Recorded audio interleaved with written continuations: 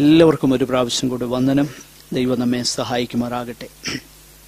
നമ്മൾ കഴിഞ്ഞ ചില ആഴ്ചകൾക്ക് മുൻപ് മത്തായിയുടെ സുവിശേഷത്തിൽ നിന്ന് ചിന്തിക്കുവാനായി ദൈവം നമ്മെ സഹായിച്ചുകൊണ്ടിരിക്കുന്നു. മത്തായിയുടെ സുവിശേഷം പ്രധാനമായിട്ട് 8-9 അധ്യായങ്ങളാണ് നമ്മൾ ചിന്തിച്ചു കൊണ്ടിരുന്നത്.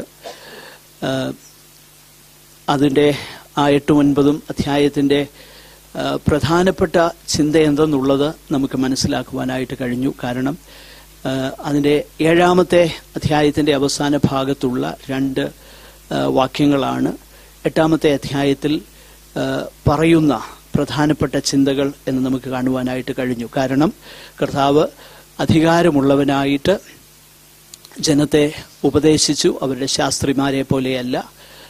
ജീസസ് സ്പോക്ക് വിത്ത് അതോറിറ്റി. കർത്താവിൻ്റെ ടീച്ചിങ്സിന് ഒരു വലിയ അതോറിറ്റി ഉണ്ടായിരുന്നു എന്നുള്ള വിഷയം നമ്മൾക്ക് മനസ്സിലാക്കുവാനായിട്ട് കഴിഞ്ഞു. അതിനെക്കുറിച്ച് പല കാര്യങ്ങൾ നമ്മൾ ചിന്തിച്ചു. രണ്ടാമതായിട്ട് ആ കർത്താവിൻ്റെ ആ അതോറിറ്റി കേവലം അവിടുന്ന് സംസാരിച്ച വചനങ്ങളിൽ മാത്രമല്ല, അല്ലെങ്കിൽ വാക്കുകളിൽ മാത്രമല്ല, അവിടുന്ന് ചെയ്ത പ്രവൃത്തികളും അധികാരത്തോടെ ഉള്ളതാണ് എന്നുള്ളത് തെളിയിക്കുന്ന ചില സംഭവങ്ങളാണ് നമ്മൾ തുടർന്ന് വായിക്കുന്നത്. അതിൽ പല കാര്യങ്ങൾ നമ്മൾ കാണുന്നുണ്ട്. സെറമോണിയൽ അൺക്ലീൻനെസ്സിന്മേൽ, അല്ലെങ്കിൽ ഒരു കുഷ്ഠരോഗിയെ കർത്താവ് തൊടുന്നതിനാൽ ശുദ്ധമാകാം എന്ന് പറയുമ്പോൾ അവന് സൗഖ്യം വരുന്ന ആ കാര്യം, അതേ തുടർന്ന് അനേക അത്ഭുതങ്ങളെക്കുറിച്ച് നമ്മൾ കാണുന്നു. കർത്താവിന് എന്തിൻ്റെ എല്ലാം മേൽ അധികാരമുണ്ട്. കാറ്റിൻ്റെ മേൽ, കടലിന്മേൽ, പ്രകൃതിയിന്മേൽ എല്ലാം അധികാരമുണ്ട്. ലേവി എന്ന മനുഷ്യനെ എന്നെ അനുഗമിക്കുക എന്ന് പറയുമ്പം അവൻ സകലവും വിട്ട് കർത്താവിനെ അനുഗമിപ്പാൻ തക്കവണ്ണം പവർഫുള്ളായിരുന്നു കർത്താവിൻ്റെ വേർഡ് എന്നുള്ളത് നമ്മൾ മനസ്സിലാക്കണം. എനിക്കത് I am more and more convinced it is only by the power of God's word that a sinner is converted. ഒരു സിന്നറിൻ്റെ സെൽഫ് വിൽ അല്ല. അത് വളരെ വ്യക്തമായിട്ട് ഞാൻ പറയാൻ ആഗ്രഹിക്കുക. ഞാൻ ആഗ്രഹിച്ചത് കൊണ്ടോ ഞാൻ കർത്താവിനെ തിരഞ്ഞെടുത്തത് കൊണ്ടോ അല്ല ഞാൻ രക്ഷിക്കപ്പെട്ടത്. ഓഫ് കോഴ്സ് എനിക്ക് കർത്താവിനെ തിരഞ്ഞെടുക്കാൻ കഴിഞ്ഞത് കർത്താവ് എന്നെ ആദ്യം തിരഞ്ഞെടുത്തത് കൊണ്ടാണ്. അത് വേദപുസ്തകത്തിൽ വളരെ ക്ലിയറാണ്. കർത്താവ് ഇങ്ങനെ പറഞ്ഞിട്ടുണ്ട്, നിങ്ങൾ എന്നെ തിരഞ്ഞെടുത്തു എന്നല്ല, ഞാൻ നിങ്ങളെ തിരഞ്ഞെടുത്തു എന്നാ. യോഹന്നാൻ അപ്പോസ്തലൻ പറയുന്നത് നാം അവനെ സ്നേഹിച്ചത് കൊണ്ടല്ല, പിന്നെ എന്താ, അവൻ ആദ്യം നമ്മളെ സ്നേഹിച്ചത് കൊണ്ടാണ്. അത് വളരെ പ്രധാനപ്പെട്ട ഒരു വേദപുസ്തകത്തിൻ്റെ ഉപദേശമാണ്. അതാണ് കാണുന്നത്. ഇവിടെ ആ ഒരു ഡിസൈപ്പിൾഷിപ്പ് ഉണ്ടാകുന്നതിനെ കുറിച്ചും ആ പവർ, ആ അതോറിറ്റി നമ്മളവിടെ വായിക്കുക. ലേവിയോടുള്ള ബന്ധം, അതിനെക്കുറിച്ച് അല്പം ചില കാര്യങ്ങളൊക്കെ നമ്മൾ തുടർന്ന് ചിന്തിക്കുന്നതാണ്. യേശു അവിടെ നിന്ന് പോകുമ്പോൾ 9:9 മത്തായി എന്നൊരു പേരുള്ള ഒരു മനുഷ്യൻ ഒരു പ്രോമിനന്റ് പ്ലേസിൽ, വളരെ ഔദ്യോഗികമാകുന്ന സ്ഥാനമുള്ള, വളരെ മഹാരാഷ്ട്രയിലൊക്കെ ഇങ്ങനെ പറയും, ഒത്തിരി കമായിയുള്ള സ്ഥലത്താണ് അദ്ദേഹം ഇരിക്കുന്നത്. ഒത്തിരി വരുമാനമുള്ള സ്ഥലത്ത്, എല്ലാ നിലയിലും ശമ്പളവും കിമ്പളവും കിട്ടും. അപ്പോൾ വളരെ പ്രോഫിറ്റബിളാണ് നോക്കിയ. പക്ഷെങ്കിൽ അത് മുഴുവൻ വിട്ടേച്ച് കർത്താവിനെ അനുഗമിക്കത്തക്കവണ്ണം എന്നോ പവർഫുള്ളായിരുന്നു കർത്താവിൻ്റെ വേർഡ്, അല്ലേ? സി, അതാണ് ആ പവർ. മരിച്ചവരെ ഉയർപ്പിക്കുന്ന, അല്ലെങ്കിൽ അൺലൈക്ലി ആയിട്ടുള്ള ഒരുവനെ കർത്താവിൻ്റെ ശിഷ്യനാക്കുവാൻ കഴിയുന്ന ദൈവവചനത്തിൻ്റെ ശക്തി. എന്നെ അനുഗമിക്കുക, നോക്കിയ ആ അതോറിറ്റി. നമ്മൾ താഴോട്ട് അനേക കാര്യങ്ങൾ കാണുന്നു. തുടർന്ന് നമ്മൾ കഴിഞ്ഞ ആഴ്ചയിൽ ഫാസ്റ്റിംഗ്, അതിനെക്കുറിച്ച് ചിന്തിക്കുകയുണ്ടായി. താഴോട്ട് നമ്മൾ ചിന്തിച്ച് നോക്കിക്കഴിഞ്ഞാൽ അതിൻ്റെ 18 മുതലുള്ള വേദഭാഗങ്ങൾ, 9-ന്റെ 18 മുതൽ ഉള്ള വേദഭാഗങ്ങൾ നമ്മൾ ശ്രദ്ധിച്ചാൽ അവിടെ മരണത്തിന്മേൽ കർത്താവിൻ്റെ അധികാരത്തെക്കുറിച്ച് നമ്മൾ വായിക്കുന്നു. തുടർന്ന് നമ്മൾ കാണുന്നു ഒരു 12 വർഷങ്ങളായിട്ട് രക്തസ്രാവക്കാരിയായിരുന്ന സ്ത്രീയെ അവൾ കർത്താവിൻ്റെ വസ്ത്രത്തിൻ്റെ തൊങ്ങൽ തൊട്ടപ്പം സൗഖ്യമാകുന്നു. 2 കുരുടന്മാരെ കർത്താവ് സൗഖ്യമാക്കുന്നു. അതുമാത്രമല്ല, ഭൂതഗ്രസ്തന്മാരെ കർത്താവ് സൗഖ്യമാക്കുന്നു. ഇതെല്ലാം തന്നെ കർത്താവിൻ്റെ അതോറിറ്റിയെ, അധികാരത്തെ ഒന്ന് ഇല്ലസ്ട്രേറ്റ് ചെയ്യാനായിട്ട് ദൈവത്തിൻ്റെ പരിശുദ്ധാത്മാവ് തെരഞ്ഞെടുത്ത ചില സംഭവങ്ങളാണ്. നമുക്കറിയാം കർത്താവ് ചെയ്ത ഒത്തിരി കാര്യങ്ങളുണ്ട്. യോഹന്നാൻ അപ്പോസ്തലൻ പറയുന്നത് യേശു കർത്താവ് ചെയ്തതെല്ലാം വിവരിച്ച് എഴുതുവാൻ തുനിഞ്ഞാൽ, പിന്നെ അദ്ദേഹം ഒരു ഹൈപ്പർബോൾ ഉപയോഗിക്കുന്നു, അങ്ങനെ എഴുതിയാൽ ആ പുസ്തകങ്ങൾ ലോകത്തിൽ തന്നെ ഒതുങ്ങിയില്ല എന്ന് പറഞ്ഞു കഴിഞ്ഞാൽ ഒരുപാട് കാര്യങ്ങൾ കർത്താവ് ചെയ്തത് വിവരിപ്പാനുണ്ട്. പക്ഷെങ്കിൽ ദൈവത്തിൻ്റെ പരിശുദ്ധാത്മാവ് ഇവിടെ ഈ ഇങ്ങനെയുള്ള ചില കാര്യങ്ങൾ അവിടെ രേഖപ്പെടുത്തിയിട്ട് കർത്താവിൻ്റെ ആ പവർ, അതോറിറ്റി എന്താണ് എന്ന് നമുക്കൊരു ടേസ്റ്റ് തരുവാനാണ് ആ വേദഭാഗങ്ങൾ അവിടെ ദൈവത്തിൻ്റെ പരിശുദ്ധാത്മാവ് രേഖപ്പെടുത്തിയിരിക്കുന്നത്. ഇനിയും നമ്മൾ ആ 9-ന്റെ അവസാന ഭാഗം തുടങ്ങി അതിൻ്റെ അടുത്ത ഭാഗങ്ങൾ ശ്രദ്ധിച്ചാൽ, ഈ നമ്മൾ മത്തായി സുവിശേഷം ശ്രദ്ധിച്ചു നോക്കിക്കഴിഞ്ഞാൽ വളരെ ഒരു പാറ്റേൺ നമുക്ക് കാണാൻ കഴിയുന്നുണ്ട്. നേരത്തെ അത് സൂചിപ്പിച്ചു. യേശു ഈ ഉപദേശങ്ങളെ പറഞ്ഞ് തീർന്നപ്പോൾ അത് കഴിഞ്ഞിട്ട് ചില പ്രവർത്തനങ്ങളെക്കുറിച്ച്, ചില കാര്യങ്ങളെക്കുറിച്ച് നരേറ്റ് ചെയ്യുക, ആഖ്യായനമായിട്ട് പറയുക, ഉപദേശങ്ങൾ, പിന്നെ കുറെ നരേഷൻ. അത് ആ മത്തായി സുവിശേഷത്തിൻ്റെ ഒരു സവിശേഷതയാണ്. ഈ ഉപദേശങ്ങൾ ആരംഭിക്കുന്നതിന് മുൻപ് 5-ാമത്തെ അധ്യായത്തിൻ്റെ അതിൻ്റെ 4-ന്റെ 23 മുതൽ ശ്രദ്ധിച്ചു നോക്കിക്കഴിഞ്ഞാൽ അതിൻ്റെ ഒരു ഇൻട്രഡക്ഷൻ നമുക്ക് കാണാനായിട്ട് കഴിയുന്നുണ്ട്. 5 മുതലുള്ള ഉപദേശങ്ങൾക്ക് മുൻപ് ഉള്ള ഒരു ഇൻട്രഡക്ഷൻ, ഏകദേശം അതിന് സമാനമായിട്ടുള്ള ഒരു കാര്യമാണ് 9-ാം അധ്യായത്തിൻ്റെ അവസാന ഭാഗത്ത് നമുക്ക് കാണുവാനായിട്ട് കഴിയുന്നത്. ഇത് ബൈബിൾ ക്ലാസ് ആയതുകൊണ്ടാണ് ഞാനിങ്ങനെ ചില ക്രമങ്ങളും അതിൻ്റെ ഘടനകളൊക്കെ ഒന്ന് പറഞ്ഞു പോകുന്നത്. അതാവശ്യമാണ് താൻ. കാരണം നമ്മൾ ദൈവവചനത്തിൻ്റെ പുറത്തൊന്നും സംസാരിക്കുന്നില്ല. നിങ്ങൾ ശ്രദ്ധിച്ചു നോക്കിക്കഴിഞ്ഞാൽ അത് മനസ്സിലാകും. 9-ാം അധ്യായത്തിൻ്റെ അവസാനം ഏകദേശം സിമിലർ, 4-ന്റെ ലാസ്റ്റ് പാർട്ട് പോലാണ് 9-ാം അധ്യായം ആരംഭിക്കുന്നത്. കാരണം അത് പറഞ്ഞേച്ച് പിന്നെ 10-ന്റെ 5 മുതൽ ഉപദേശങ്ങൾ ആരംഭിക്കുക. എന്നിട്ട് പിന്നെയും കർത്താവിൻ്റെ പ്രവർത്തനങ്ങളെക്കുറിച്ച് നമ്മൾ വായിക്കുന്നുണ്ട്. എനിവേ, നമ്മൾ തിരികെ വരികയാണ്. കർത്താവ് യേശു പട്ടണം തോറും ഗ്രാമം തോറും സഞ്ചരിച്ച് അവരുടെ പള്ളികളിൽ ഉപദേശിച്ച് രാജ്യത്തിൻ്റെ സുവിശേഷം പ്രസംഗിക്കുകയും സകലവിധ ദീനവും വ്യാധിയും സൗഖ്യമാക്കുകയും ചെയ്തു. കർത്താവിൻ്റെ ആ ശുശ്രൂഷയുടെ ഒരു സമ്മറി അവിടെ ഈ മത്തായി സുവിശേഷകൻ നൽകുകയാണ്. ഒന്ന്, ഗ്രാമം തോറും സഞ്ചരിച്ച് അവരുടെ പള്ളികളിൽ ഉപദേശിച്ചു, രാജ്യത്തിൻ്റെ സുവിശേഷം പ്രസംഗിച്ചു, സകലവിധ ദീനവും വ്യാധിയും സൗഖ്യമാക്കുകയും ചെയ്തു. ഉപദേശം, പ്രസംഗം, സൗഖ്യം, ഈ 3 കാര്യങ്ങൾ അവിടെ കാണുന്നു. എന്നിട്ട് നമ്മൾ താഴോട്ട്, കർത്താവ് അവൻ പുരുഷാരത്തെ ഇടയിലില്ലാത്ത ആടുകളെ പോലെ കുഴഞ്ഞവരും ചിന്നിയവരുമായി കണ്ടിട്ട്. അപ്പോൾ കർത്താവിൻ്റെ ആ ശുശ്രൂഷയുടെ, പ്രവൃത്തിയുടെ ആ വ്യാപ്തിയെക്കുറിച്ച് പറയുകയാണ്. എന്താ കർത്താവ് ചെയ്തത്? എന്നിട്ടും പുരുഷാരത്തെ കണ്ടപ്പോൾ ഇടയനില്ലാത്ത ആടുകളെ പോലെ കുഴഞ്ഞവരും ചിന്നിയവരുമായി കണ്ടിട്ട് അവരെ കുറിച്ച് മനസ്സലിഞ്ഞു. എന്നിട്ട് ആ മനസ്സലിഞ്ഞപ്പോൾ കർത്താവ് ശിഷ്യന്മാരോട് പറയുന്ന ഒരു കാര്യം, 2 മെറ്റഫേഴ്സ് അവിടെ ഉപയോഗിക്കുന്നു. ഒന്ന്, ഇടയനില്ലാത്ത ആടുകളായി പുരുഷാരത്തെ കർത്താവ് കണ്ടു, അവരോട് മനസ്സലിഞ്ഞു.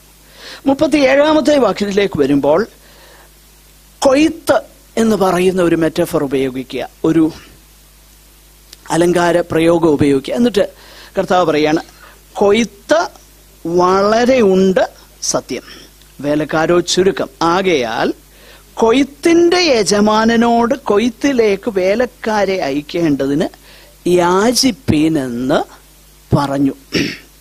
ശിഷ്യന്മാരോട് കർത്താവ് കൊയ്ത്ത് വളരെയുണ്ട്, വേലക്കാർ ചുരുക്കം, അതുകൊണ്ട് യജമാനനോട് അപേക്ഷിക്കാനായിട്ട് പറഞ്ഞു. നമുക്ക് ഈ ഭാഗങ്ങളൊക്കെ അതൊക്കെ വളരെ സെൽഫ് എക്സ്പ്ലനേറ്ററി ആണ്. ഞാനത് പെട്ടെന്നങ്ങ് പറഞ്ഞു. എനിക്ക് കഴിവെടുത്തോളം ചില കാര്യങ്ങൾ മുൻപോട്ട് പോകാനുള്ള താല്പര്യം കൊണ്ടാണ് അല്പം അങ്ങ് ഫോർവേഡ് ചെയ്യുകയാണ് ഞാൻ. ദയവായിട്ട് please bear with me. Mathai സുവിശേഷം, എന്നിട്ട് അത് പറഞ്ഞതിനോടുള്ള ബന്ധത്തിലാണ് 10:1 മുതൽ 4 വരെയുള്ള വേദഭാഗങ്ങൾ. ഇന്ന് നമ്മൾ തുടർന്ന് ഉള്ള സമയം ആ വേദഭാഗത്താണ് നമ്മൾ ഫോക്കസ് ചെയ്യുവാനായിട്ട് പോകുന്നത്. അപ്പോൾ അതിൻ്റെ പശ്ചാത്തലം ഒന്ന് മനസ്സിലാകാൻ വേണ്ടി ഞാൻ അത്രയും കാര്യങ്ങൾ പറഞ്ഞതേ ഉള്ളൂ. അപ്പോൾ ഈ കർത്താവിൻ്റെ ഉപദേശത്തിലും പ്രവൃത്തിയിലുമുള്ള അധികാരത്തെക്കുറിച്ച് നമ്മൾ കണ്ടു. കർത്താവിൻ്റെ ഉപദേശത്തിലും പ്രവൃത്തിയിലുമുള്ള അധികാരം അത് നമ്മൾ കണ്ടു. എന്നിട്ട് ആ വേലയുടെ വ്യാപ്തിയെക്കുറിച്ച് അവിടെ പറയുക. വർക്ക്, ആ വേല എന്നുള്ളത് വലിയ വ്യാപ്തിയുള്ള വേലയാണെന്ന് കർത്താവ് പറയുക. എന്നിട്ട് ആ വേലയ്ക്ക് വേണ്ടി കൊയ്യുവാൻ വേണ്ടി വേലക്കാരെ അയപ്പാനായി പ്രാർത്ഥിപ്പാൻ, കൊയ്ത്തിന്റെ യജമാനോട് പ്രാർത്ഥിപ്പാൻ പറഞ്ഞിട്ട് കർത്താവ് 12 ശിഷ്യന്മാരെയും അടുക്കൽ വിളിച്ചിട്ട് കർത്താവിൻ്റെ അധികാരം ആർക്ക് നൽകുക? ഈ ശിഷ്യന്മാർക്ക് നൽകുകയാണ്. ഇത് വളരെ ശ്രദ്ധിക്കേണ്ട ചില കാര്യങ്ങൾ അവിടെയുണ്ട്. നമ്മൾ ഇവിടെ പല കാര്യങ്ങൾ നമുക്ക് മനസ്സിലാവും. അപ്പോൾ കർത്താവിൻ്റെ അധികാരം ഈ അപ്പോസ്തലന്മാർക്ക് നൽകുകയാണ്. കർത്താവ് എന്തൊക്കെ ചെയ്തോ അതെല്ലാം എന്ത് ചെയ്യുക? ആർക്ക് കൊടുക്കുക? ശിഷ്യന്മാർക്ക് നൽകുകയാണ്. നമ്മൾ വായിക്കുന്നു, അവര് അശുദ്ധാത്മാക്കളെ പുറത്താക്കുവാനും സകലവിധ ദീനവും വ്യാധിയും പൊറപ്പിപ്പാനും അവർക്ക് അധികാരം കൊടുത്തു. കർത്താവ് ഈ 12 ശിഷ്യന്മാർക്കും പിന്നീട് നമ്മൾ കാണുന്നുണ്ട് വേറെ 70 ശിഷ്യന്മാർക്ക്, അല്ലെ 72 ശിഷ്യന്മാർ, ചില ഭാഷാന്തരങ്ങളിൽ 72 എന്ന് കാണുന്നു. എനിവേ, ആ 70 ശിഷ്യന്മാർക്ക് അല്ലെങ്കിൽ 72 ശിഷ്യന്മാർക്കും ഇതേ കാര്യം കർത്താവ് നൽകുന്നുണ്ട്. എന്നിട്ട് അവർ കർത്താവിനോട് വന്ന് തിരികെ പറയുന്ന ഒരു കാര്യമുണ്ട്, ഭൂതങ്ങൾ ഞങ്ങൾക്ക് കീഴടങ്ങുന്നു, അശുദ്ധാത്മാക്കളൊക്കെ. അപ്പോൾ കർത്താവ് നൽകിയ അധികാരം ആ ശിഷ്യന്മാര് ഉപയോഗിച്ചു. അതെല്ലാം അവിടെ സംഭവിച്ചു. ഈ കാര്യമെല്ലാം നമുക്കറിയാം. എന്നാൽ ഇവിടെ ഈ ശിഷ്യന്മാരെ 12 അപ്പോസ്തലന്മാരെ സവിശേഷമായി കർത്താവ് നിയോഗിക്കുന്നത് നമുക്കിവിടെ മനസ്സിലാക്കുവാനായിട്ട് കഴിയുന്നുണ്ട്. ഈ അപ്പോസ്തലന്മാർ എന്നുള്ള ആ പദം അല്ലെങ്കിൽ ആ ഓഫീസ് വേദപുസ്തകത്തിൽ പല നിലകളിൽ പുതിയ നിയമത്തിൽ ഉപയോഗിച്ചിട്ടുണ്ട്. ഉദാഹരണത്തിന് മിഷണറിമാര് എന്നുള്ള അർത്ഥത്തിൽ അപ്പോസ്തലന്മാരെ കുറിച്ച്, അല്ലെങ്കിൽ സഭയുടെ അപ്പോസ്തലന്മാർ എന്ന് വിശേഷിച്ച് പൗലോസിന്റെ ലേഖനത്തിലൊക്കെ നമുക്ക് കാണുവാനായിട്ട് കഴിയുന്നുണ്ട്. എന്നാൽ കർത്താവിൻ്റെ 12 അപ്പോസ്തലന്മാർക്ക്, ആ 12 അപ്പോസ്തലന്മാരുടെ ഗ്രൂപ്പിൽ നമുക്കറിയാം യൂദ മാറിപ്പോയി, മറ്റൊരാളെ തെരഞ്ഞെടുത്തു എന്ന് നമുക്കറിയാം. പക്ഷെ ആ ആളിനെ കുറിച്ചൊന്നും വലിയ പരാമർശങ്ങളില്ല. എന്നാൽ വളരെ പ്രോമിനൻ്റ് ആയിട്ട് അപ്പോസ്തലനാകുന്ന പൗലോസ് തന്നെയും കൂടെ ആ കൂട്ടത്തിൽ ആഡ് ചെയ്യുന്നത് നമുക്ക് മനസ്സിലാക്കുവാനായിട്ട് കഴിയുന്നുണ്ട്. ഇനി ഞാൻ ആ കാര്യങ്ങൾ അല്പം ഒന്ന് പറഞ്ഞിട്ട് നമ്മൾ ആ വിഷയത്തിലേക്ക് വരാനായിട്ട് പോവുകയാണ്.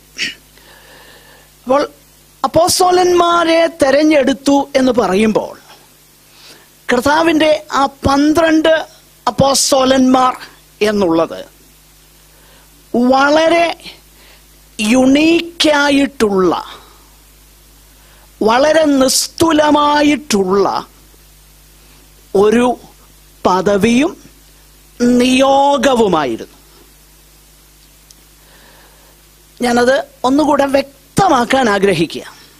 2 കാര്യങ്ങൾ നമ്മൾ ചിന്തിക്കണം. ഒന്ന്, അപ്പോസ്തലന്മാർ എന്ന് ഒരു ബോർഡർ സെൻസിൽ, പൊതുവാകുന്ന അർത്ഥത്തിൽ ഉപയോഗിച്ചിട്ടുണ്ട്. കാരണം അപ്പോസ്റ്റൽ എന്ന ആ പദത്തിനുള്ള അർത്ഥം വൺ ഹൂ ഈസ് സെന്റ്, അയക്കപ്പെട്ടവൻ എന്നുള്ള അർത്ഥമാണ് അപ്പോസ്തലൻ എന്നുള്ള പദത്തിനുള്ളത്.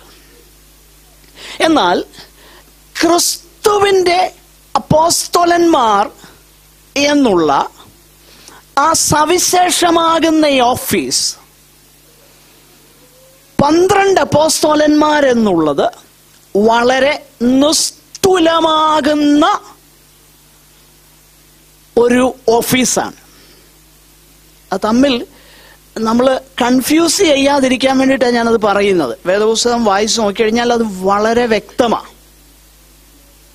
കാരണം ഒരു കാര്യം ഒന്ന് അതൊന്നുകൂടെ നമ്മുടെ ഉള്ളിലൊന്ന് ഗ്രഹിക്കാൻ വേണ്ടിയിട്ട് ഒരു വേദഭാഗം നമുക്കൊന്ന് ശ്രദ്ധിക്കാം. അപ്പോസ്തല പ്രവൃത്തിയിൽ അതിൻ്റെ 1-ാമത്തെ അധ്യായം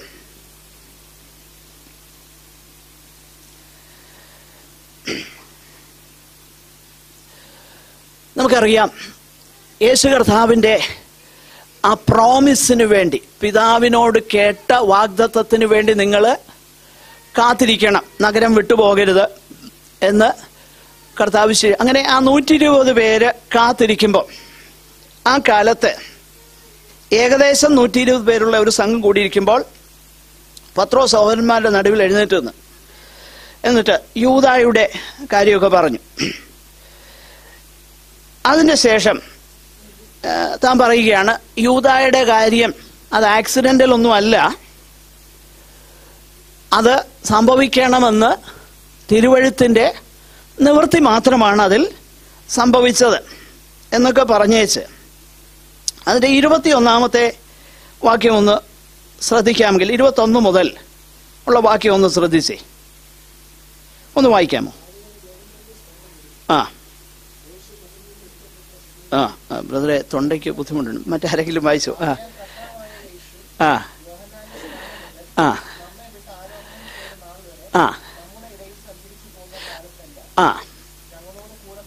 നോക്കുക, ശ്രദ്ധിക്കണം.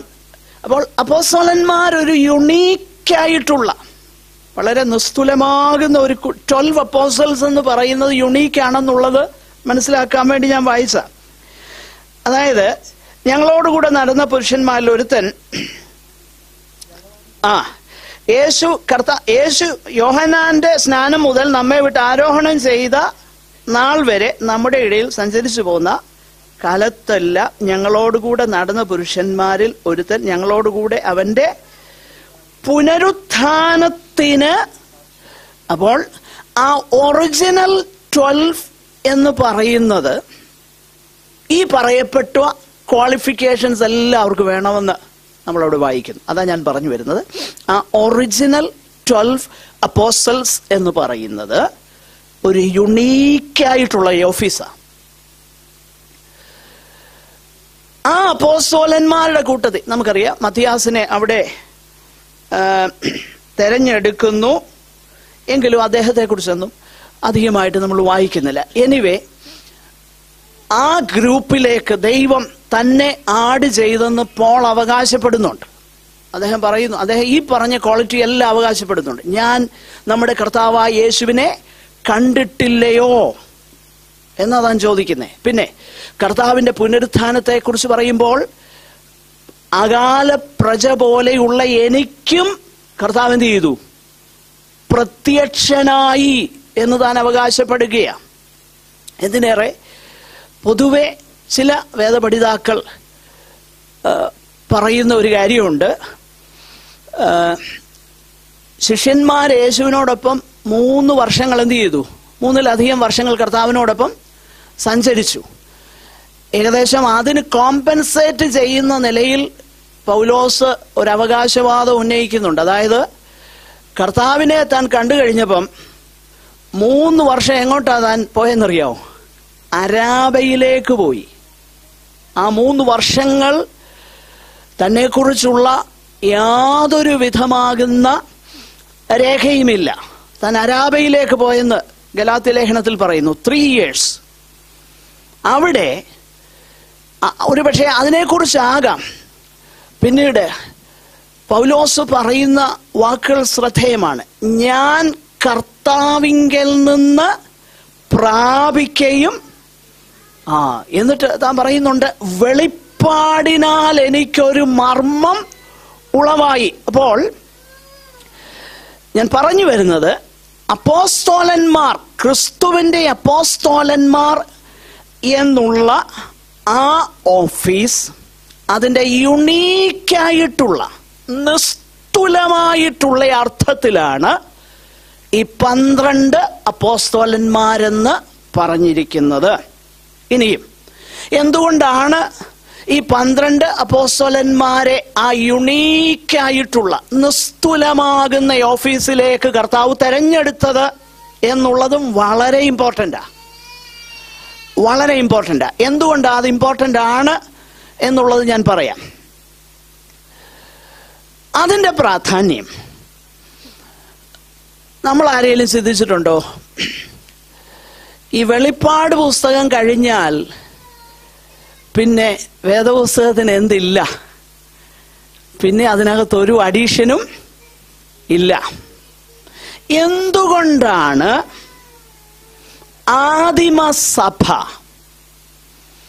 വെളിപ്പാട് പുസ്തകം വരെയുള്ള പുതിയ നിയമത്തിലെ 27 പുസ്തകങ്ങൾ മാത്രം ദൈവനിശ്വാസ്യവും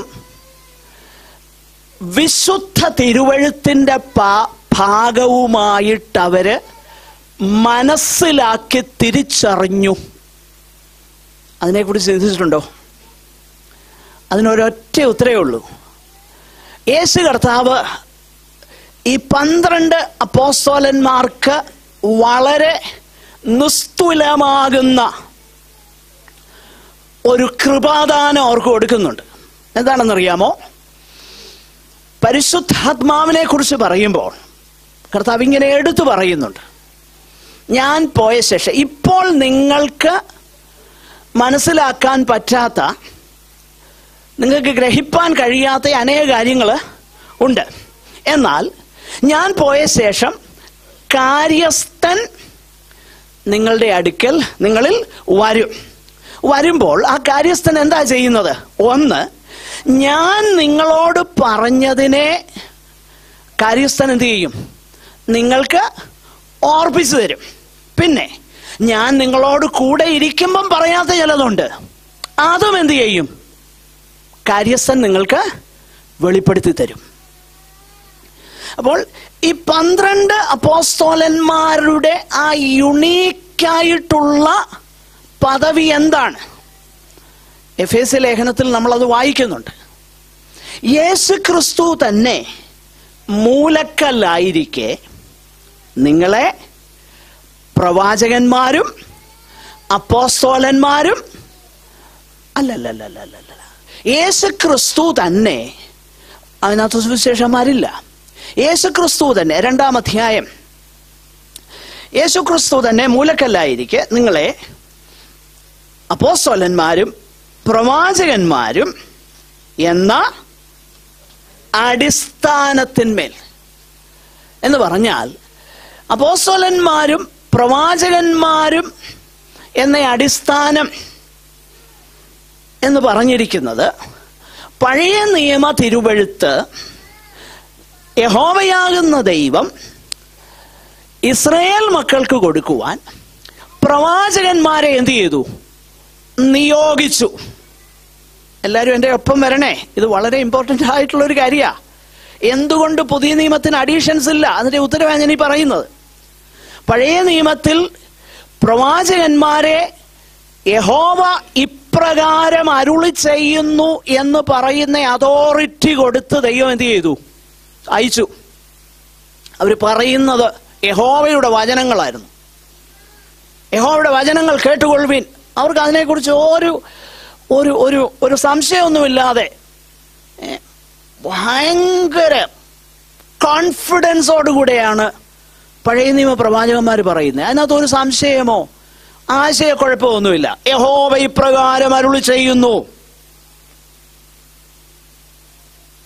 പുതിയ നിയമത്തിലും ഇതേ അധികാര സ്വരത്തിലാണ് അപ്പോസ്തലന്മാർ പറയുന്നത്. അതുകൊണ്ടാണ് കൊരിന്ത്യ ലേഖനത്തിൽ നമ്മൾ വായിക്കുന്നു, പ്രവചന വരത്തെക്കുറിച്ച് അവിടെ പറയുമ്പോൾ, ഒരുവൻ പ്രവാചകനെന്നോ ആത്മീകനെന്നോ തോന്നുന്നു എങ്കിൽ ഞങ്ങൾ പറയുന്നത് കർത്താവിൻ്റെ കൽപ്പന എന്ന് അവൻ അറിഞ്ഞുകൊള്ളട്ടെ. എന്ന് പറഞ്ഞാൽ പ്രവചനം, ഗിഫ്റ്റ് ഓഫ് പ്രൊഫസി ശോധന ചെയ്ത് അക്സെപ്റ്റ് ചെയ്യാവൂ. പക്ഷെ ഞങ്ങൾ പറയുന്നതിന് എന്തോ ഇല്ല. എൻ്റെ കൂടെ ഉണ്ടോ നിങ്ങൾ? 12 അപ്പോസ്റ്റൽസിന്റെ ആ യുണീക്നെസ്സിനെ കുറിച്ച് ഞാൻ ഈ പറഞ്ഞു വരുന്നത്. ഞങ്ങൾ പറയുന്നതിന് എന്തില്ല? അപ്പീലില്ല. അതിന്റെ മോളിൽ വേറൊരു അപ്പീലില്ല. കാരണം ക്രിസ്തുവിന്റെ സ്ഥാനാപതികളായി ക്രിസ്തുവിന് പകരം ദൈവത്തിന്റെ വചനത്തിന്റെ കംപ്ലീഷനു വേണ്ടിയും ആദിമ സഭയുടെ ആ സഭയുടെ എസ്റ്റാബ്ലിഷസ്, അതിനെ ഒന്ന് എസ്റ്റാബ്ലിഷ്മെന്റിനു വേണ്ടിയും പഴയ നിയമത്തിൽ യഹോവയാകുന്ന ദൈവം പ്രവാചകന്മാരെ അയച്ചതിന് തുല്യമാകുന്ന പദവിയാണ് പുതിയ നിയമത്തിൽ 12 അപ്പോസ്തലന്മാർക്ക് നൽകിയിരിക്കുന്നത്. അതാണ് അവരുടെ അതോറിറ്റി. അതുകൊണ്ടാണ് ആ അതോറിറ്റി അവർക്കുണ്ടായിരുന്നത് കൊണ്ടാണ് ഇവരിൽ പുതിയ നിയമസഭയിലേക്ക് വരുമ്പോൾ കൃപാവരങ്ങൾ കാണുന്നുണ്ട്. ഒരുത്തന് ഇന്ന വരം, മറ്റൊരുത്തന് മറ്റൊരു വരം. പക്ഷെ അപ്പോസ്തലന്മാരുടെ കേസിൽ അങ്ങനെ അല്ല. എങ്ങനെയാണെന്നറിയാമോ? ക്രിസ്തു എന്തൊക്കെ ചെയ്തോ, ഭൂതങ്ങളെ പുറത്താക്കിയെങ്കിൽ ഭൂതങ്ങളെ പുറത്താക്കുന്നു, രോഗികളെ സൗഖ്യമാക്കെങ്കിൽ എല്ലാം കൂടെ ഓൾ ഇൻ വൺ. എന്നാൽ പുതിയ നിയമസഭയിലെ കൃപാവരങ്ങൾ അങ്ങനല്ല. ഞാൻ പറയുന്നത് മനസ്സിലാകുന്നുണ്ടോ? അത് ഓരോരോ അവയവങ്ങൾ എന്നതുപോലെ പരസ്പര പൂരകങ്ങളായി ഒരു ശരീരത്തിന്റെ പല അവയവങ്ങൾ എന്ന നിലയിൽ നിൽക്കുകയാണ്. എന്നാൽ ക്രിസ്തുവിന്റെ അപ്പോസ്തലന്മാരെന്നുള്ളത് വളരെ യുണീക്കായിട്ടുള്ള ഒരു പദവിയാണ്. അതുകൊണ്ടാണ് വെളിപ്പാട് പുസ്തകത്തിന് ശേഷം പുസ്തകങ്ങൾ ഉണ്ടാകത്തില്ല എന്ന് നമ്മൾ പറയാൻ കാരണം. മനസ്സിലാകുന്നുണ്ടോ? പുതിയ നിയമത്തിൽ എന്തുകൊണ്ടാണ് ഓൺലി 27 ബുക്സ്? അതിന്റെ കാരണം ഒന്നുകിൽ അപ്പോസ്തലന്മാരിൽ നിന്ന് നേരിട്ട് ലഭിച്ചതോ അല്ലെങ്കിൽ അപ്പോസ്തലന്മാരുടെ ഒപ്പം സഞ്ചരിക്കുകയും അവരുടെ എൻഡോഴ്സ്മെന്റ് ലഭിക്കുകയും ചെയ്ത ആദിമ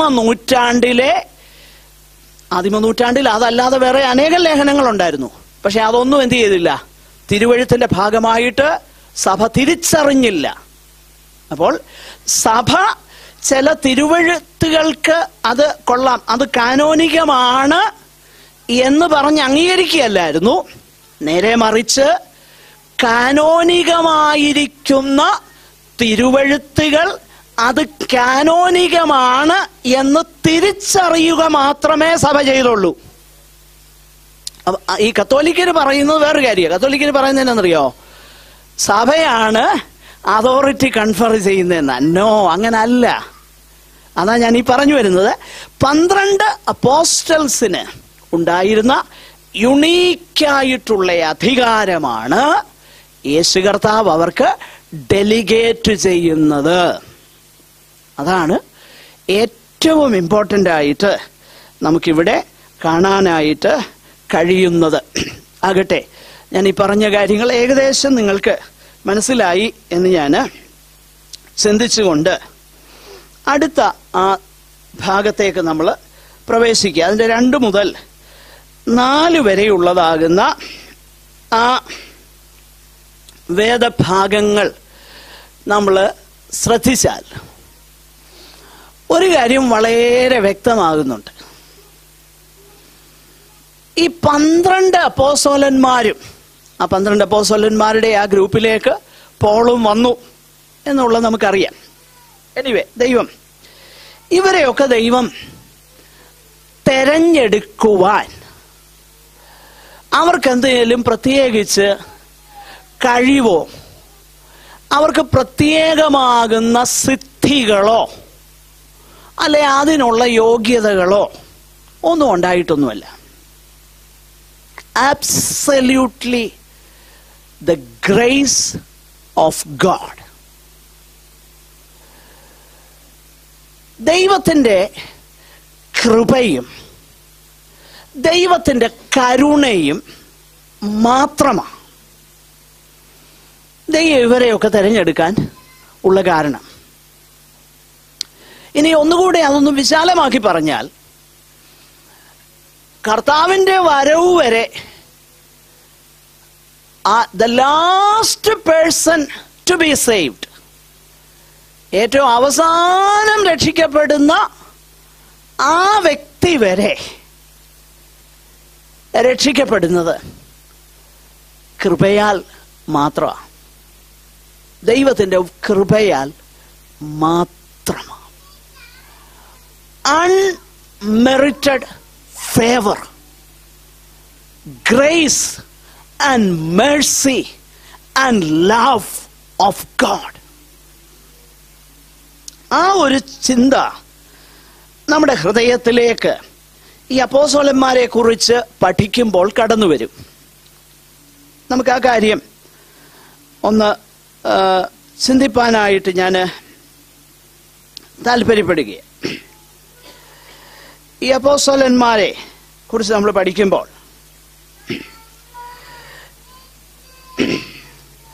ഒന്നാമതായിട്ട് ആ ലിസ്റ്റിൽ നമ്മൾ വായിക്കുന്നതാകുന്ന പേര്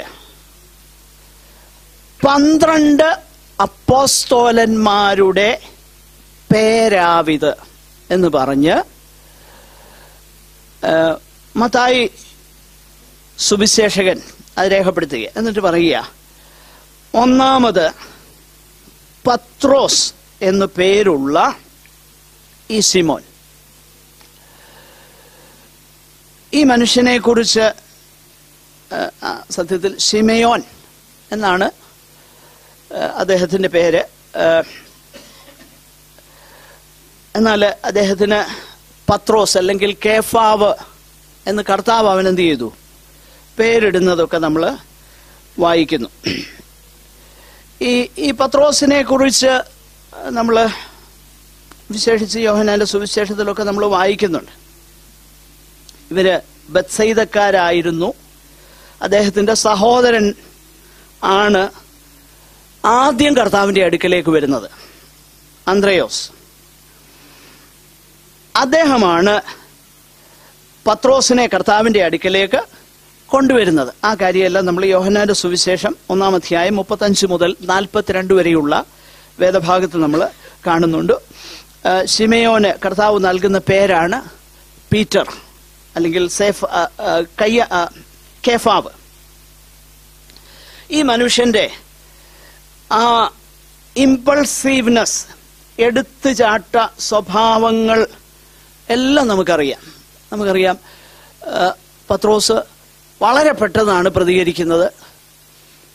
കർത്താവ് ജനങ്ങൾ എന്നെ കുറിച്ച് എന്ത് പറയുന്നു എന്ന് ചോദിച്ചപ്പോൾ ആദ്യം മറുപടി പറയുന്നത് പത്രോസാണ്. ജീവനുള്ള ദൈവത്തിന്റെ പുത്രനായ ക്രിസ്തുവാണ്. അത് കഴിഞ്ഞ് കർത്താവ് അതേ തുടർന്ന് പറയുന്ന കാര്യം പറയുമ്പോഴും ആദ്യം പറയുന്നത് പത്രോസാണ്. നമ്മൾ വായിക്കുന്നുണ്ട്, കർത്താവ് പറയുന്നു, ഇത് അവർ പറഞ്ഞു കഴിഞ്ഞപ്പോൾ കർത്താവ് പറഞ്ഞു തുടങ്ങി മനുഷ്യപുത്രന് സംഭവിക്കാനുള്ള കാര്യം. ഉടനെ പത്രോസ് പറയുന്നു, നിനക്കങ്ങനെ ഭവിക്കരുത്. ഉടനെ പറയുക. കർത്താവിനെ ശാസിക്കുന്നത് നമ്മൾ കാണുന്നുണ്ട്. നീ ദൈവത്തിനുള്ളതല്ല, മനുഷ്യർക്കല്ല. ആർക്കുള്ളതാ?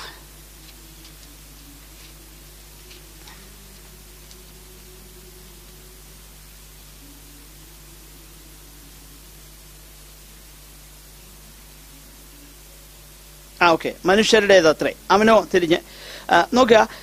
അവിടെ ഒരു കാര്യം, 23-ാം വാക്യം, അവനോ തിരിഞ്ഞ് പത്രോസിനോട്, സാത്താനെ എന്നെ വിട്ടുപോ, നീ എനിക്ക്.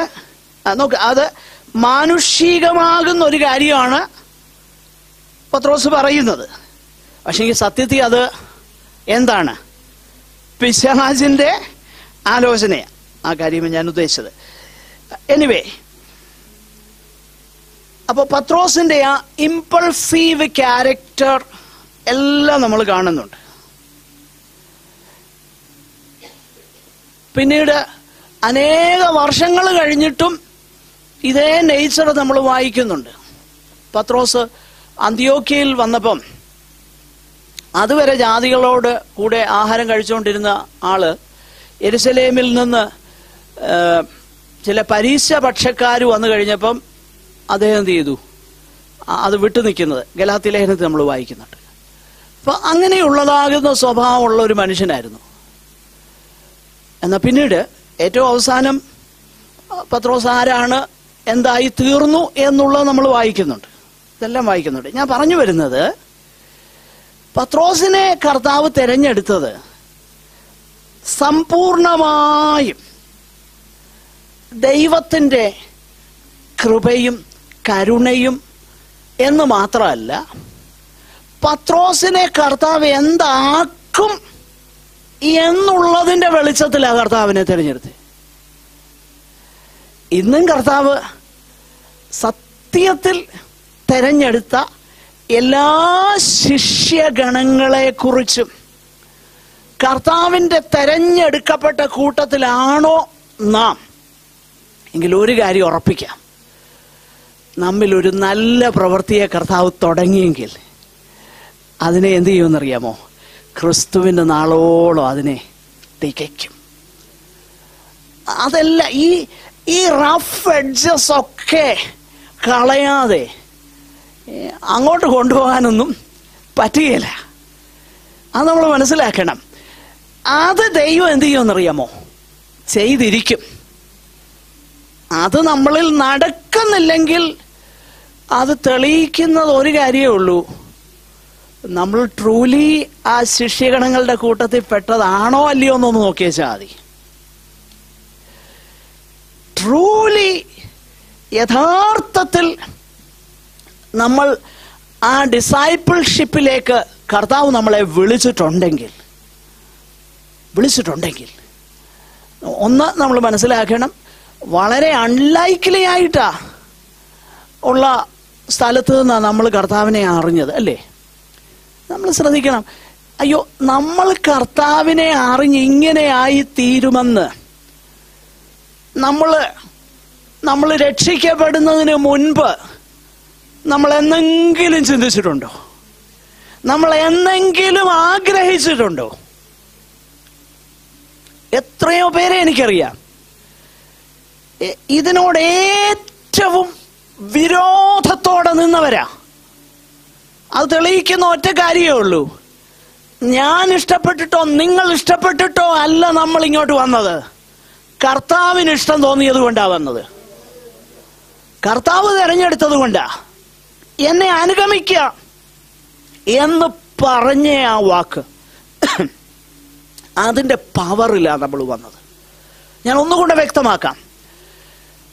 നമ്മൾ അതിക്രമങ്ങളിലും പാപങ്ങളിലും മരിച്ചവരായിരുന്നു. കേൾക്കുന്നില്ല, ഫീഡ്ബാക്ക് ഇല്ല. നാം അതിക്രമങ്ങളിലും പാപങ്ങളിലും മരിച്ചവരായിരുന്നു. മരിച്ചവരാകുന്നത് നമുക്ക് നമ്മളെ തന്നെ ഉയർപ്പിക്കാനൊന്നും പറ്റുകയില്ല. അത് വളരെ വ്യക്തമാണ്. അതിക്രമങ്ങളിലും പാപങ്ങളിലും മരിച്ചവരായ നിങ്ങളെയും അവനെന്ത് ചെയ്തു? ഉയർപ്പിച്ചെന്ന. അപ്പൊ നമ്മുടെ ബോൺ അഗെയിൻ എക്സ്പീരിയൻസ് എന്ന് പറഞ്ഞാൽ എന്താ? ബോൺ അഗെയിൻ തന്നെ പറഞ്ഞാൽ എന്താ? നമ്മൾ ജനിച്ചല്ലോ. നമ്മൾ ഡിസൈഡ് ചെയ്തിട്ടാണോ നമ്മൾ ജനിച്ചത്? നോ. വീണ്ടും ജന്മവും അങ്ങനെ തന്നെയാ. വീണ്ടും ജന്മം അതാണ് കർത്താവിന്റെ വചനത്തിൽ നമ്മൾ വായിക്കുന്നത്. ജഡത്തിന്റെ ഇഷ്ടത്താലും അല്ല, പുരുഷന്റെ ഇഷ്ടത്താലും അല്ല.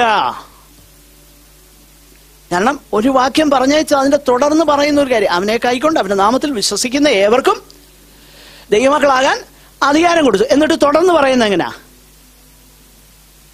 യോഹന്നാന്റെ സുവിശേഷം 1-ാം അധ്യായം 11-12 ഞാനിപ്പോ പറഞ്ഞേ. ഒന്ന് എക്സ്പ്ലെയിൻ ചെയ്ത് പെട്ടെന്ന് അങ്ങ് പോകാം. രക്തത്തിൽ നിന്നല്ല, ജഡത്തിന്റെ ഇഷ്ടത്താലും അല്ല, പുരുഷന്റെ ഇഷ്ടത്താലും അല്ല, ദൈവത്തിൽ നിന്ന് അത്രേ ജനിച്ചത്.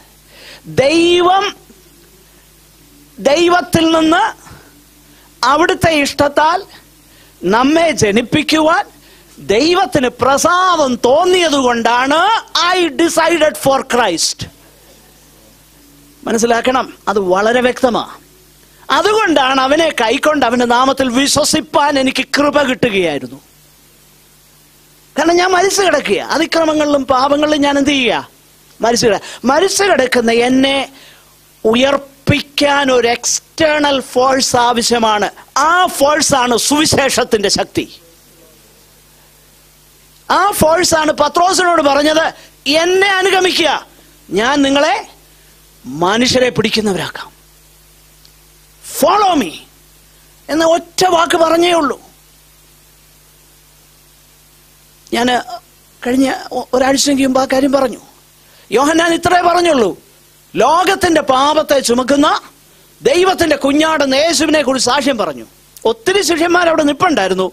പക്ഷെ രണ്ടുപേരെന്ത് ചെയ്തു? അനുഗമിച്ചു. ഒത്തിരി ശിഷ്യന്മാരവിടെ നിൽക്കുമ്പം രണ്ടുപേരും മാത്രം എന്തുകൊണ്ടാണ് അനുഗമിച്ചത്? അവിടെയാ വിഷയം. പ്രിയപ്പെട്ടവരെ, നമ്മുടെ എല്ലാ സ്റ്റോറി ഇത് തന്നെയാ, ഇല്ലേ? എത്രയോ പേരുണ്ടായിരുന്നു നമ്മുടെ നാട്ടിൽ, നമ്മുടെ ചാർച്ചക്കാരുടെ ഇടയിൽ, നമ്മുടെ ബന്ധുജനങ്ങളുടെ ഇടയിൽ എത്രയോ പേരുണ്ടായിരുന്നു. നമ്മളെക്കാൾ കൊള്ളാവുന്നവരില്ലായിരുന്നോ? നമ്മളെക്കാളും ബുദ്ധിയുള്ളവരില്ലായിരുന്നോ? നമ്മളെക്കാളും നല്ല മനുഷ്യരില്ലായിരുന്നോ? പക്ഷെ ദൈവം എന്തോ ചെയ്തു? എന്നോടും നിങ്ങളോടും കരുണ ചെയ്തു, ദയ തോന്നി. That is the same story. ഈ എടുത്തിയാട്ടക്കാരനാകുന്ന ഈ മനുഷ്യനോട് കർത്താവ്, അവനെ ഇവിടെ ദൈവത്തിന്റെ പരിശുദ്ധാത്മാവ് രേഖപ്പെടുത്തിയേക്ക. ഒന്നാമത് ശിമോൻ പത്രോസ്. നമ്മൾ വല്ലതും ആര് ദൈവനെ ഒന്നാമതാക്കുവോ? നോ. അതാണ് ഗ്രേസ്, അതാ മേഴ്സി, അതാ കരുണ. എന്തെങ്കിലും നമ്മൾ തന്നെ എന്തെങ്കിലും പറയാനായിട്ട് ഉണ്ടായിട്ടല്ല, ദൈവത്തിന്റെ കരുണ. അതാണ് റോമാലേഖനത്തിൽ നമ്മൾ വായിക്കുന്നത്. എനിക്ക് കരുണ തോന്നണം എന്നുള്ളവനോട്, പ്രിയപ്പെട്ടവരെ, ദൈവം കരുണ തോന്നിയാലേ സംഭവിക്കത്തുള്ളൂ. അതുകൊണ്ടാണ് നാം അനേകർക്ക് വേണ്ടി കണ്ണുനീരോടെ പ്രാർത്ഥിക്കേണ്ടത്. കാരണം അതാ പ്രാർത്ഥിക്കേണ്ടതിന്റെ ആവശ്യകത. ദൈവം കരുണ തോന്നാതെ നമ്മൾ എന്തൊക്കെ പറഞ്ഞാലും അതിനൊന്നും വലിയ പ്രയോജനമില്ല. എന്നാൽ ദൈവം കരുണ തോന്നിയ ഒറ്റ വാക്ക് പറഞ്ഞാൽ മതി. അതെന്തുകൊണ്ടാണ് ഞാൻ പറയുന്നത്? ഒറ്റ കാര്യം ഞാൻ ചൂണ്ടിക്കാണിക്കാം. ഫിലിപ്പോസ്, യോഹന്നാന്റെ സുവിശേഷത്തിലേക്കൊന്ന് വരാമോ? 1-ാം അധ്യായം. യോഹന്നാന്റെ സുവിശേഷം 1-ാം അധ്യായം. അതിൻ്റെ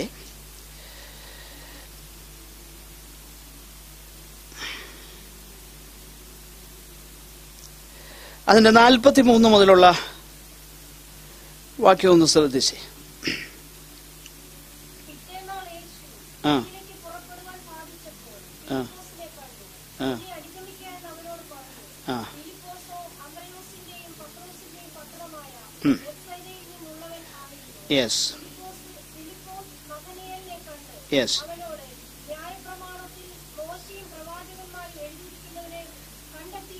കണ്ടെത്തിയിരിക്കുന്നു. എന്ന് പറഞ്ഞു. നോക്കാം, നഥനയേൽ പറയുക, നസ്രയത്തിൽ നിന്ന് വല്ല നന്മയും വരുമോ? ഫിലിപ്പോസിന്റെ മറുപടി കേട്ടെ. വന്ന് കാണുക. സിമ്പിൾ. വന്ന് കാണുക എന്ന് പറഞ്ഞതേ ഉള്ളൂ. നഥനയേൽ എന്ത് ചെയ്തു? അവന്റെ കൂടിക്ക് പോരുക. പക്ഷെ അവന്റെ മനോഭാവം എന്തായിരുന്നു?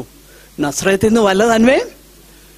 എടാ, നസ്രയത്തിൽ നിന്ന് വല്ല നന്മയും വരുമോ എന്ന് ചോദിച്ചോണ്ട് ഒരു സ്കെപ്റ്റിക്കലായിട്ടിരുന്ന ഒരു മനുഷ്യൻ വേറൊരുത്തൻ പറയാ വന്ന് കാണുക എന്ന് പറഞ്ഞപ്പോ അവന്റെ പുറകെ വന്നേച്ച് നസ്രയത്തുകാരന്റെ ശിഷ്യനായത് ദൈവകരുണയുടെ, ദൈവകൃപയുടെ, ദൈവത്തിന്റെ സ്നേഹത്തിന്റെ, ദൈവത്തിന്റെ മനസ്സലിവല്ലാതെ മറ്റെന്താ? അതാ ഞാൻ പറയുന്നത്. ഈ ഒറ്റ കാര്യമേ പറഞ്ഞുള്ളൂ, വന്ന് കാണുക. ഇനിയും അവന്റെ ആ നഥനയേലിനെ കുറിച്ച് ചിന്തിച്ചാലോ? അദ്ദേഹത്തിന്റെ ആ മെന്റാലിറ്റി എന്താ? നസ്രയത്തിൽ നിന്ന് വല്ല നന്മയും വരുമോ എന്നുള്ള മെന്റാലിറ്റിയാ. കർത്താവിന് അതറിയത്തില്ലായിരുന്നു, അറിയായിരുന്നു. പക്ഷെ എന്നിട്ട് അവനെ കുറിച്ച് പറയുക സാക്ഷാൽ ഇസ്രായേല്യൻ. ഉടനെ നഥനയേൽ ചോദിക്കും, എന്നെ എപ്പോഴാ കണ്ടത്? എന്നെ കുറിച്ച് എന്നോ അറിയാം. പറഞ്ഞു, നിന്നെ കുറിച്ച് സകലോ എനിക്കറിയാം. നീ അത്തിയുടെ കീഴിൽ ഇരുന്നപ്പോ ഞാൻ നിന്നെ കണ്ടു. അപ്പൊ നിന്നെ കുറിച്ച് എനിക്ക് സകലോ അറിയാമായിരുന്നിട്ടും നിന്നെ എന്റെ ശിഷ്യനാക്കാൻ എനിക്ക് കരുണ തോന്നിയത് എന്റെ സ്നേഹവും പ്രീതിവാത്സല്യമാണെന്ന ദൈവത്തിന്റെ പരിശുദ്ധാത്മാവോട് പറയുന്നത്. പ്രിയപ്പെട്ടവരെ, എന്നെക്കുറിച്ചും നിങ്ങളെക്കുറിച്ചും നന്നായിട്ട് അറിയാമായിരുന്നു. നാം എന്താണെന്നറിയാം, നമ്മുടെ ഉള്ളിലിരിപ്പറിയാം, നമ്മുടെ കാപട്യങ്ങൾ അറിയാം, നമ്മുടെ സകല പാപങ്ങളും അറിയാം, ഉള്ളിന്റെ ഉള്ളിലെ സകല രഹസ്യങ്ങളും അറിയാം.